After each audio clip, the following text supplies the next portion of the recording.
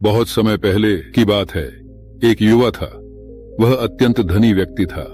उसकी जीवन शैली भव्यता और ऐश्वर्य से भरपूर थी, लेकिन उसके मन में हमेशा एक अजीब सी बेचैनी और उदासी बनी रहती थी।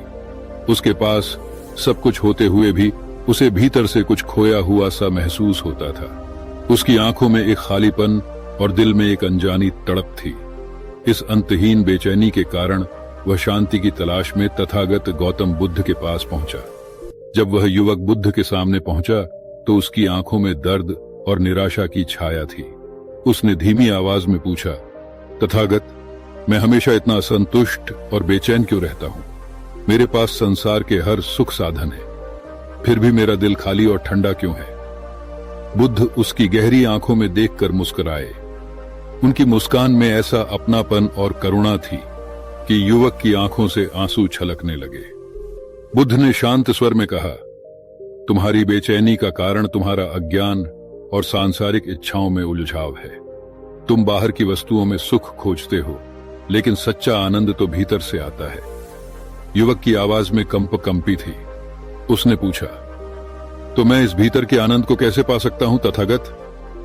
बुद्ध ने उसकी आंखों से आंसू पोंछते हुए उसे एक सुंदर हरी भरी जगह पर ले गए। वहां के वातावरण में एक अद्भुत शांति और सौंदर्य था। हरियाली से घिरे इस स्थान पर तितलियां उड़ रही थीं, भौंरे मधुर गूंज रहे थे और हवा में फूलों की भीनी भीनी खुशबू फैली हुई थी।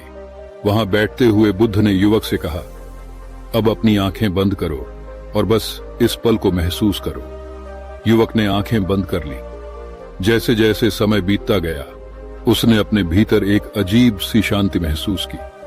उसके दिल का भारीपन धीरे धीरे हल्का होने लगा और उसकी बेचैनी जैसे बहकर दूर चली गई। उसकी आंखों में आंसू थे, लेकिन अब वह आंसू दर्द के नहीं, बल्कि उस सुकून के थे जिसे उसने शायद पहली बार महसूस किया था। प्रकृति की मिठास, हवा की नरम छुअन और सूर्य की कोमल किरणें उसके मन को एक नई रोशनी से भर रही थी। बुद्ध ने उसकी ओर प्रेमपूर्ण दृष्टि से देखा और कहा, यह शांति और आनंद जो अब तुम महसूस कर रहे हो, यही सच्चे सुख का सार है। यह संसार की वस्तुओं में नहीं, बल्कि जीवन के सरल और सजीव क्षणों में पाया जाता है। जब तुम इच्छाओं को छोड़कर वर्तमान में जीना सीखते हो, तब तुम्हारा मन ईश्वर से जुड़ जाता है और शांति तुम्हारा स्थायी साथी बन जाती है।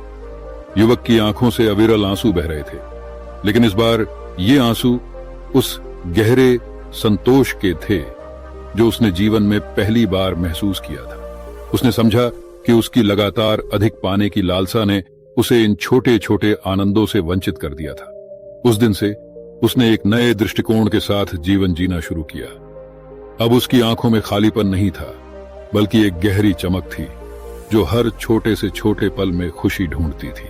बुद्ध ने उसे आशीर्वाद देते हुए कहा, तुम्हें हमेशा अपने भीतर शांति मिले और तुम इस शांति को दूसरों तक भी पहुंचाओ। युवक के चेहरे पर अब एक शांत और सुकून भरी मुस्कान थी। वह अपने जीवन में लौटा, लेकिन इस बार उसके दिल में संतोष का महासागर था और आत्मा एक असीम शांति से भरी हुई थी। वह खुद एक प्रेम और आनंद का स्रोत बन गया, ठीक वैसे ही जैसे बुद्ध ने उसे सिखाया था।